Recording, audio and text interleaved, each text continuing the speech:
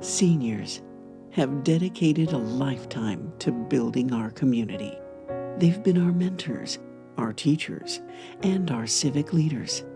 These pillars, however, are often not acknowledged. An older gentleman who has served our nation is ignored. As a grandmother's spouse and friends of many years begin to pass, she may find herself isolated and depressed.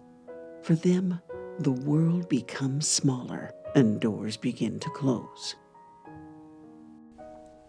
The Carmel Foundation opens doors for seniors. In the post-war days of the late 1940s, a group of locals decided to address the needs of the old-timers in our community who were on their own and feeling insecure. In April 1950, the Carmel Foundation was established, and an adventure in neighborliness was set as the conceptual framework for the foundation. It's a lovely place to be. I think the foundation's done a wonderful job taking care of the elderly here. We're not all millionaires, you know, and there isn't no place for us to go. The inception of the Foundation's low-income housing program began in 1962 with the purchase of a 4-unit apartment building.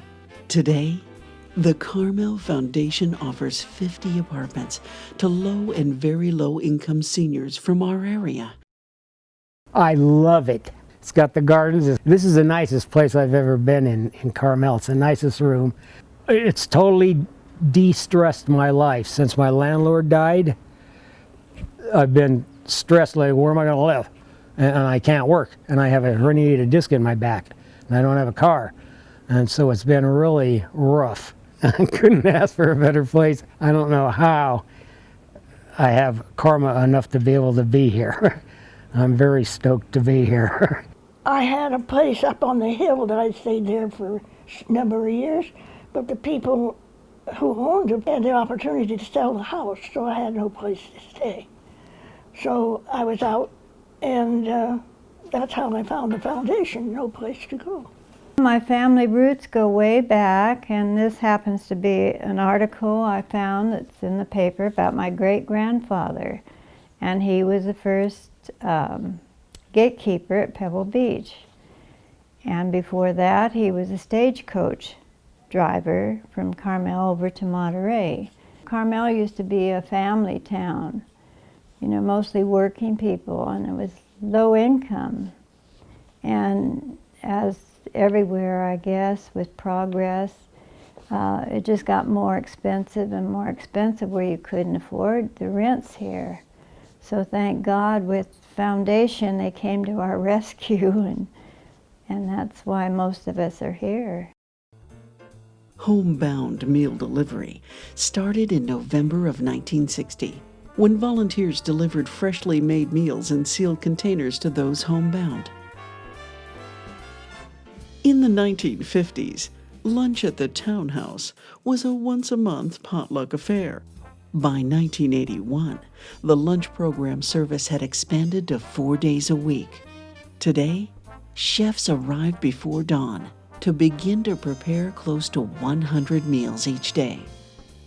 The opportunity to learn something new in a stimulating yet safe environment lessens the effects of listlessness and loss of enthusiasm for life and its adventures. Over 50 classes are offered each week, some of which are physically stimulating, some are intellectually stimulating, some are simply fun, all of which create an opportunity for learning something new, engaging in life, and making new friends. Keeping relevant with the times, a brand new program was initiated in 1995, the Computer Learning Center. Within the first 5 years, 1,000 members were graduated from its classes. They didn't have to feel intimidated about getting into technology.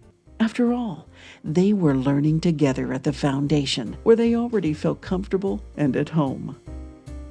At the foundation, people's lives become enriched and their days meaningful.